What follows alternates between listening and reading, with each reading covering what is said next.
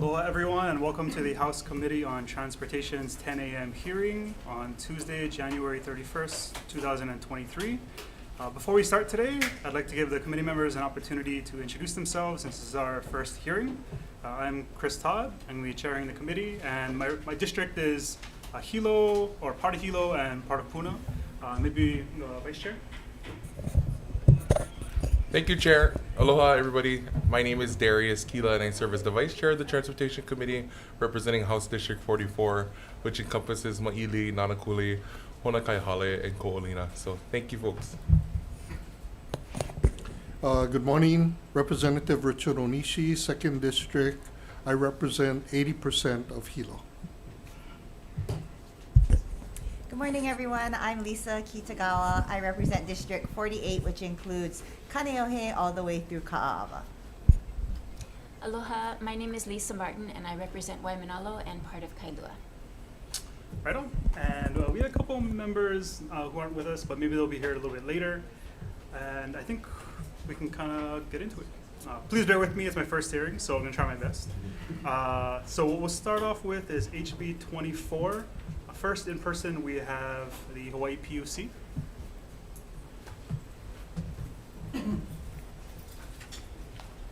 Aloha, Chair Todd, Vice Chair Kila, and members of the committee. My name is Andrew Okabe.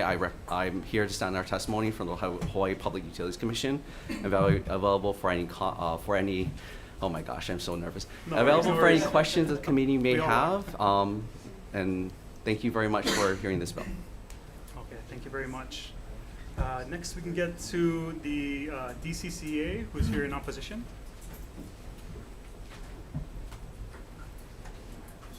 Aloha and good morning, Chair Todd, Vice Chair Kila, members of the committee, Dean Shino with the Division of Consumer Advocacy. You have a written testimony opposing the proposed measure. I'm available for questions if you have any. Thank you. Okay, thank you. And next, we have the Hawaii Harbors User Group in support. But in person, we have Young Brothers in support.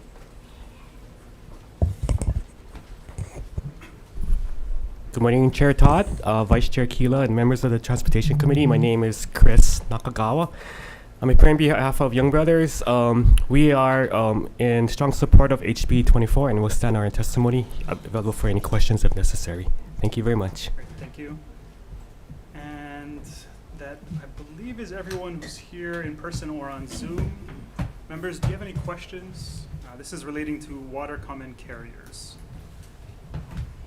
No questions? Okay, if not, we'll move on to the next bill, but maybe since you folks came around, if you want to introduce yourself since our first hearing, Rep Matsumoto first. So prompt, it's wonderful. Hi, I'm Lauren Matsumoto. I represent Mililani and Mililani Mauka. And Rep Ayu. Good morning, Micah Ayu. I represent Moanalua, Foster Village, Aliu Manu, Ia, and Halawa. Okay, Thank right you, on, Chair. right on. Next, we'll move on to HB 74 relating to the general excise tax, and this deals with facilities that service and maintain helicopters with quiet technology in use. First, we have the Department of Taxation providing comments. Yes, good morning, Chair Todd, Vice Chair, and members. My name's Brian Davidson. I'm here on behalf of the Department of Taxation. We provided comments to Bill 74. If there are any questions, I'm available to answer them. Okay, thank you very much. Next, we have Blue Hawaiian Helicopters in support. Aloha, good morning. My name is Melissa Pavlicek. I'm here today on behalf of Blue Hawaiian Helicopters. This bill is designed to provide excise tax exemption that is already applicable to the repair and maintenance of jets, and it would help to sustain the helicopter maintenance workforce in Hawaii and avoid the maintenance being done outside of the state. I'm available for any questions. Okay, thank you.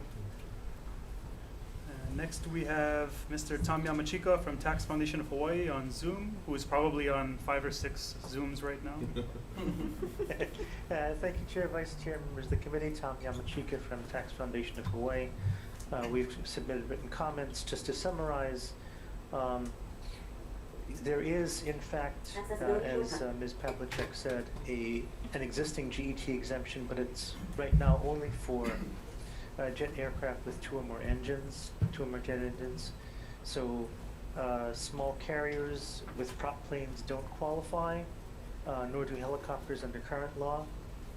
And we're wondering whether that's, simply economic reality, namely that the big planes can fly elsewhere to have the maintenance work done, but the smaller ones are kind of trapped here, which doesn't seem to be great tax policy. The better approach maybe to have the exemption apply either across the board or be repealed across the board.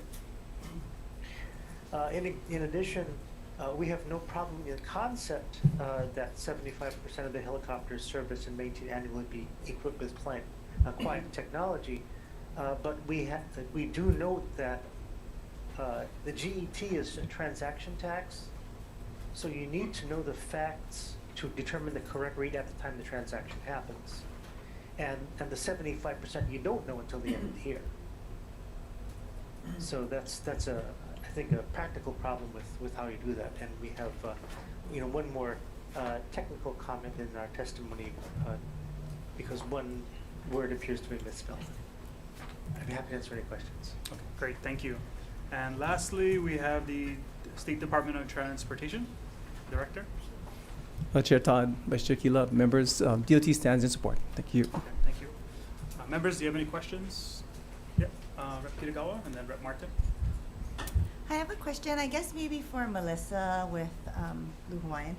So I'm just wondering, like, it says quiet technology, how quiet does that get? And I mean, just because, I think community members are really looking for how to ease the burden of helicopters that fly over communities where maybe they shouldn't be flying, but even if it's close on the water. So just wondering what this quiet technology is. Absolutely, thank you for that question. And we have requested this excise tax exemption before for all helicopters, but we've heard the concerns. I've personally served as a staff member to the state's or outside consultant to the state's helicopter air noise and safety task force, and I wanted to note too that we put into our testimony some comments about safety, because safety has to be our first priority, and from Blue Hawaiian's perspective it absolutely is. So to answer your question, I looked at the Helicopter Association International website this morning, and they give a range of decibels for helicopters that are roughly equivalent to a lawnmower in certain circumstances. In terms of the technology, this is equipment that's attached to a helicopter that directs the noise up and out. So I am struggling to come up with a precise definition, because if we fly a helicopter or test a helicopter's noise that is low or near you, it might be louder than one that's high and remote, and the noise is more distributed. So we do have certain types of equipment installed on the helicopters, and I'd be glad to provide the committee with the exact name of what that is and some references to the manufacturer. I'm not sure how else to describe it.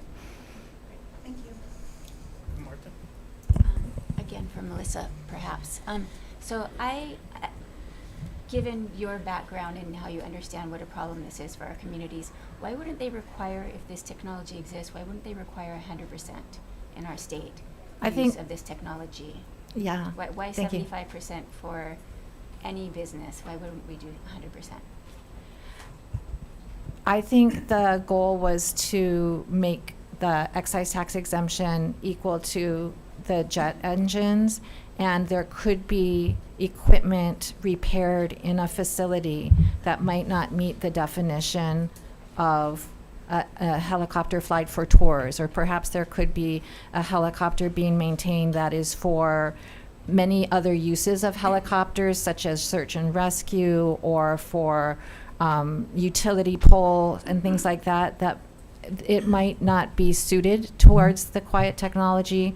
But other than that, I think that was really the thinking behind setting it somewhere less than 100%.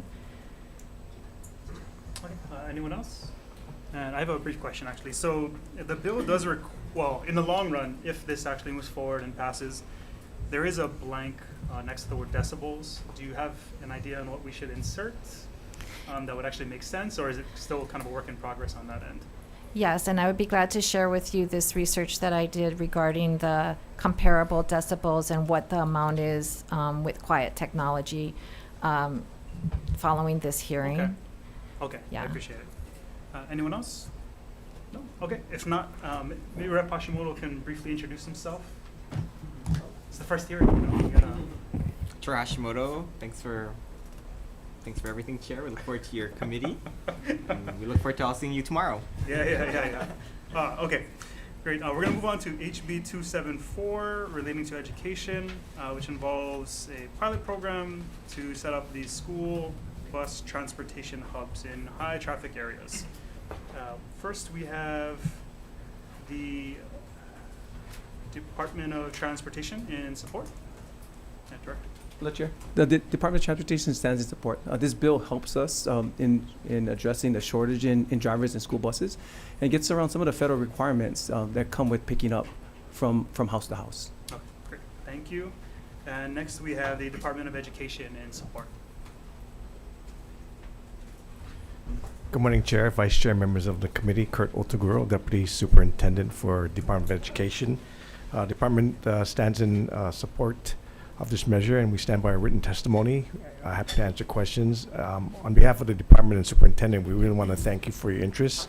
This issue with buses and shortage of drivers is a real issue, and I think from the hubs, we need to look at how we're going to reimagine how we're going to deliver transportation services, especially on our neighbor island routes that will continue to struggle. And so I think this is an opportunity to just rethink how we want to deliver services for our students. It's very important. So thank you. Great, thank you. Okay, is there anyone else wishing to testify? No? And members, do you have any questions? Okay, Rep. Hashimoto. Maybe Deputy Otaguro. So I think one of the things that I asked previously, this probably was an ed committee, but I think it's like a persistent problem with our buses, right? We have shortages. I think at the end of the day, we're going to have to be able to essentially have our buses do multiple routes for different schools, right? So I think I asked your assistant before, what are we doing about that, right? And I think we're supposed to do a pilot probably somewhere in West Oahu. Do you know what ever happened with that? Because I think if we don't start to probably stagger the school start times, we're never really going to get a handle on a lot of these bus issues, and it's the traffic issues, right? And so I think my understanding was it possibly was an HSTA problem, but if we haven't had much progress, I'm hoping that you can take a look at that. Sure. Thanks for the question. And I'm aware of it. I don't have a status report for you. I am aware of staggered bell schedules. There are some. All schools don't have the same scheduling, as you know. They start a little bit later. But the issue of traffic is something that's beyond that. But with regard to the buses and flexibility, I think the department will have to look at the size of bus and the certification, right? There are certain licenses that are required if it's a large bus versus a van. And so, but then there's all kind of complications with liability and insurance and things like that. I think this measure is going to help us address, and I think now is the time to do that, so we can present what different options that we're not doing today that make sense, like to solve that problem. And maybe it's the intermediary, depending on the volume of students that need to be transported, right? One large bus carrying 10 students probably doesn't make financial sense either, right? So I think, as I said, we appreciate the committee's interest in this, and we will look forward to working with different stakeholders and coming up with alternative solutions. But yeah, I'll get an answer to your question specifically about West Oahu. Yeah, no, and I think it's just persistent, right? I think when we talked about it, it was kind of like height of the pandemic, and the pandemic was getting a little better, and we said it's going to get better, but we still have these shortages. So I think we got to definitely rethink it. I think Yes. this is a good solution, but I think there's a lot more steps that we have to take, right? Right, and we reached out to the counties as well, and they're aware of this issue. Yeah. The Thank you, different Chair. counties. Thank you. Great. Members, any other questions? All right, if not, we're going to move on to HB 279 relating to the counties, which allows the county surcharge on GET revenues and fuel taxes for the repair and maintenance of private roadways that are open and used by the public. First, we have the Attorney General providing comments.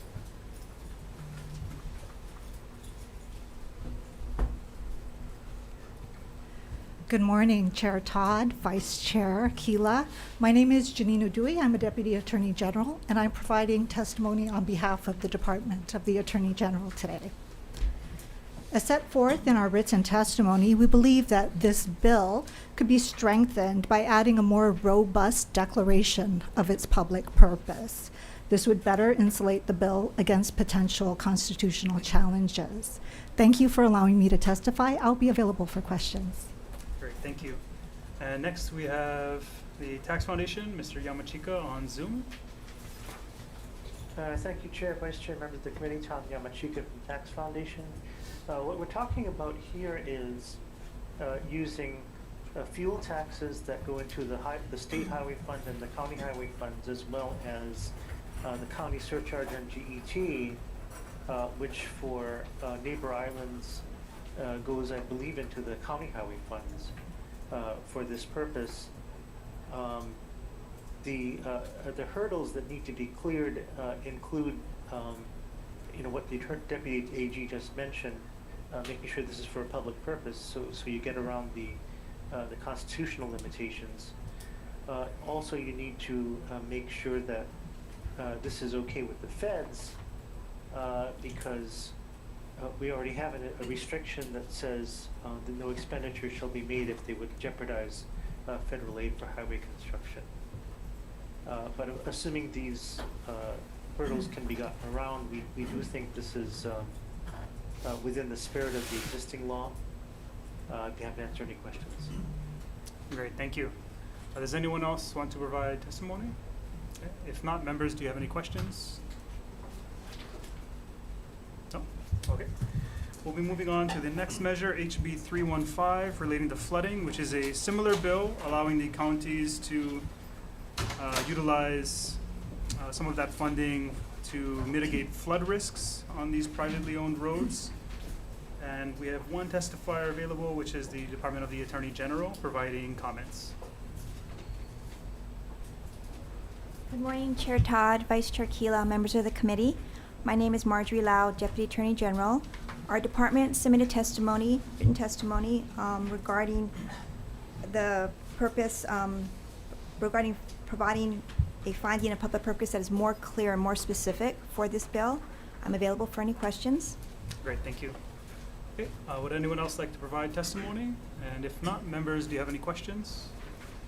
Okay, and we're going to move on to HB 600, which is relating to the Safe Routes to School.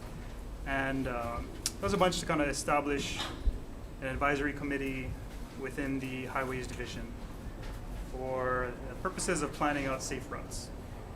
Okay, first we have DLNR, or actually, yeah, let's start with DLNR, providing comments and support. Okay. If not, we have the Department of Transportation in opposition. Hello, Chair. DOT stands in opposition. Thank you. Okay, thank you. And we also have the Department of Health providing comments.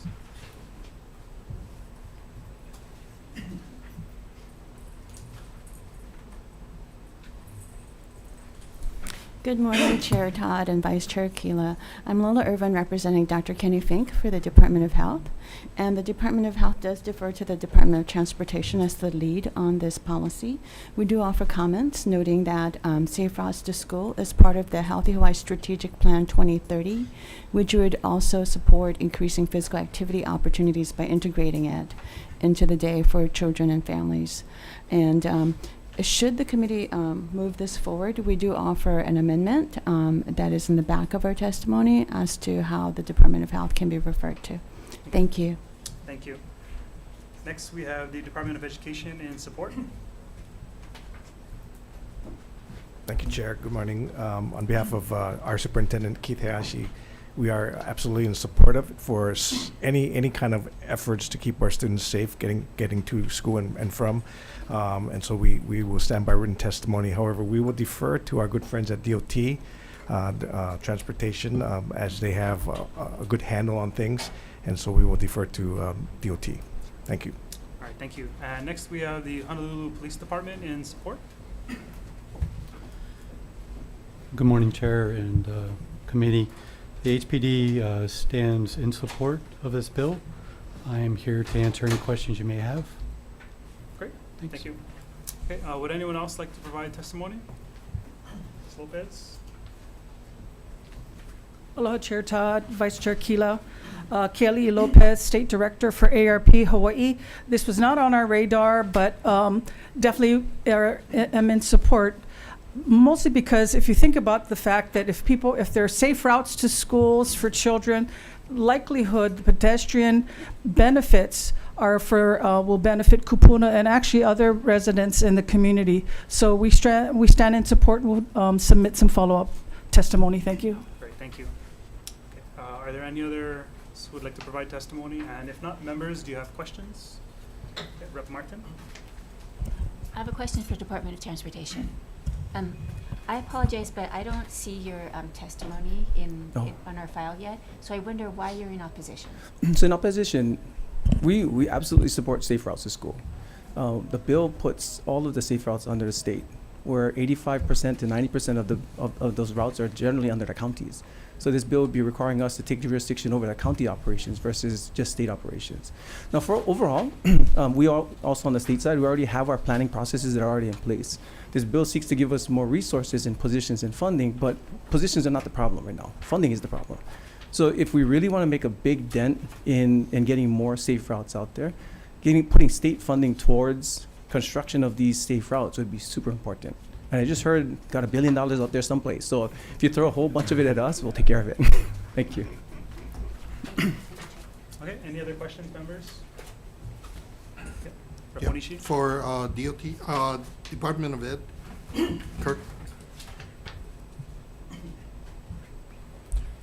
Have you guys done any studies on how many students actually bike or walk to school versus the number of students that are either bused or are dropped off by their parents or others in vehicles? Because, I mean, my experience in Hilo and on the Big Island is that most of the kids come via some motorized transportation. So the costs for putting in sidewalks and crosswalks is huge on the county in terms of redoing county roads that generally surround schools. So do you guys have any information on that? Yeah, thanks. I'm not aware of any information, not to say that hasn't been done. There are statutes out there that give a radius by school, so within a mile radius for elementary school or lower school, and secondary is about a half a mile, that the state does not have to provide that kind of transportation route. So we may have some information with regard to that, but I will absolutely follow up with that. It's a good one, yeah. Okay, thank you. Thank you, Chair. All right, members, any other questions? Okay, if not, we're going to move on to HB 415, which deals with implementing the Task Force on Mobility Management recommendations. We have in support the State Council on Developmental Disabilities. We stand in our written testimony in support. Thank you. All right, thank you. And we also have AARP providing support. We also stand in support. Thank you very much. All right, thank you. Okay. Does anyone else want to testify on this matter? Okay. Please introduce yourself and go on ahead. Hello, my name is Kylie Swan. I put in late testimony. I stand in support in House Bill 415 because I walk to the bus stop and I use the bus to get to work. Mobility is important to me. I'm available if you have any question that you may have. Thank you. All right, thank you. Okay, anyone else? And if not, members, do you have any questions? Okay, we're gonna recess briefly for decision making, and then we'll reconvene to do decision making. Recess.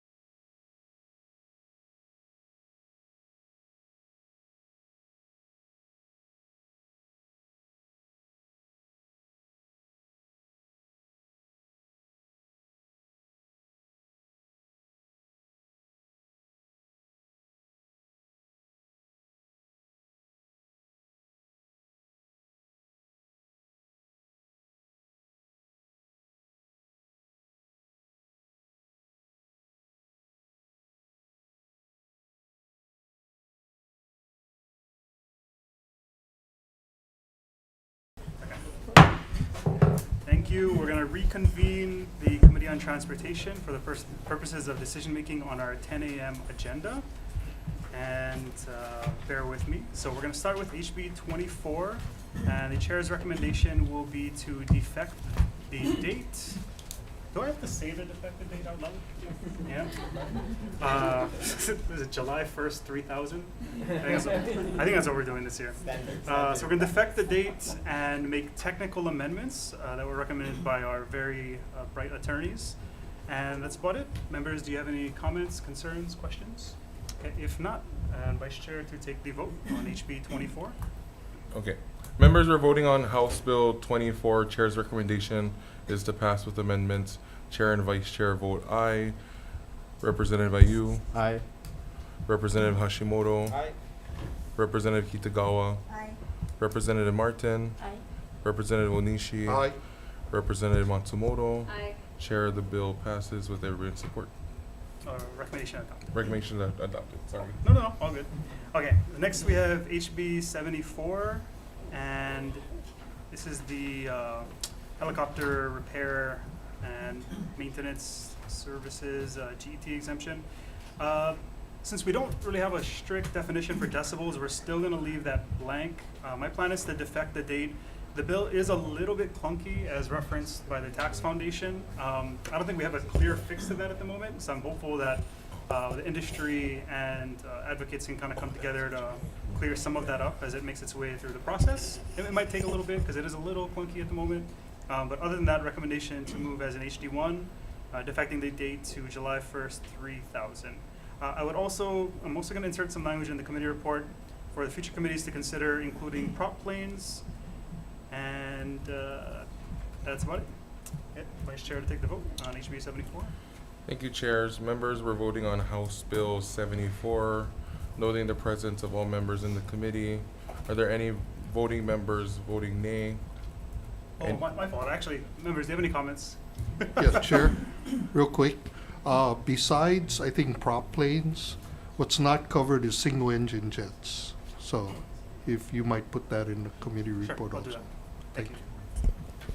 Noting the comments of Representative Onishi and the presence of everybody here. Any members voting nay? Any members voting reservations? All members voting yes. Chair, your recommendation is adopted. Okay. Next, we have HB 274, which is the transportation or school bus transportation hubs for the DOE. What we're going to be doing is defecting the date to July 1st, 3000, and we're going to insert a definition of transportation hub that just provides a little bit of clarity, because it turns out there's not really a good, clean definition, and I don't want us to actually build out like facilities that way. So the intent is basically to provide language that we're going to identify existing sites. It could be public parks that are not really being used during those peak hours for pickup and drop off. It could be private sites and working out some sort of agreement. Just as an example that might get referenced in the committee report, we have Prince Kuhio Plaza right next to a bunch of schools in Hilo, and they don't operate during the drop-off time in the morning, and it's right next to a bunch of schools, and it's completely vacant. So if you could bear with me on that. And in addition, we're just going to defect the date July 1st, 3000. And Vice Chair for the vote on 274. Members, we're now voting on House Bill 274. Noting the presence of all members. Anyone voting nay? Anyone voting reservations? All members vote yes. Chair, your recommendation is adopted. Okay, next, we have HB 279. This is the county surcharge and fuel tax revenue for private roads. Chair's recommendation is going to be amend language clarifying that this will apply to all counties and not strictly to the neighbor islands. And also inserting language to reflect the Department of the Attorney General's comments that we need to provide clarity on public purpose. Basically just noting that private roads are utilized by first responders as routes to schools, so they do provide that public purpose just to avoid constitutional challenges. And in addition, we'll defect the date to July 1st, 3000.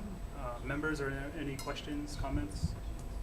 Okay, if not, Vice Chair for the vote for 279. Thank you, Chair. Members, we're now voting on House Bill 279.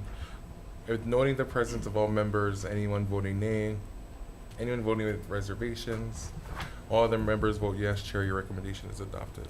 Thank you. The next bill, which is similar, deals with that county revenue that could be applied to flood risk mitigation for private roads. The plan is to insert similar language regarding clarifying the public purpose to avoid any constitutional issues. Pretty similar, that it'll provide routes for schools, for first responders and that sort of thing. And in addition, our attorneys would like us to structure this as the appropriations as grants and aid to the counties. I guess that's a little bit cleaner. And we'd also defect the date to July 1st, 3000. Members, do you have any comments or questions? Okay. If not, Vice Chair for the vote. Thank you, Chair. Members, we're voting on House Bill 315, noting the presence of all members. Are there any members voting nay? Anyone voting with reservations? All other members vote yes. Chair, your recommendation is adopted. Thank you. Okay, next we're moving on to HB 600, which is the Safe Routes to School bill. My plan is to move this forward as an HD1, mostly because I think we need to continue to have this conversation, although I agree that it is a little messy with a majority of the infrastructure being county infrastructure. But I'm hopeful that through the session, or perhaps even in future sessions as we work through this issue, we'll come up with something that works for everybody. We're going to insert language reflecting the Department of Health's requested change, which doesn't really change much, but just clarifies their membership on the advisory committee. And the plan would be to defect the date to July 1st, 3000. Okay, members, do you have any questions, comments? Rep. Matsumoto? Thank you so much for your recommendations. I will be voting yes on this bill, but I did want to make sure DOT brought up some really important points with the state versus county, so to make sure that's noted. Sure. Thank you. Any other comments or questions? Yes, sure. Rep. Martin, and then Rep. Ayu. Yeah, this is actually my favorite bill. We have, in my district, we had a death at a crosswalk right in front of a school, a crosswalk that goes to a school very recently. It wasn't a student, it was a community member. But the school has now set up 2 PVC buckets on either side of this very long crosswalk with red flags, and the kids literally grab a flag and walk across. And that is just such a ghetto solution. So I'd really like our state to play a role in making those, our schools safer, getting to school safer, because in my district, it is pretty compact and the kids do walk and bike. So thank you. Thank you. And Rep. Ayu. Thank you, Chair. I plan to vote with reservations on this measure. I agree with the testimony submitted by Director Sniffen, and I think it is a little clunky that most of this is county infrastructure. So, thank you, Chair. Okay, thank you. Members, any other comments or questions? And are you going to vote, or you're straight up? Okay, so just reservations for Rep. Ayu. All right, Vice Chair to take the vote. HB 600. Thank you, Chair. Members are now voting on HB 600, noting the reservations from Representative Ayu, and noting the presence of all other members. Are there any other members voting with reservations? Are there any members of the committee voting no? All other members vote aye with the aye reservations from Representative Ayu. Chair, your recommendation is adopted. Thank you.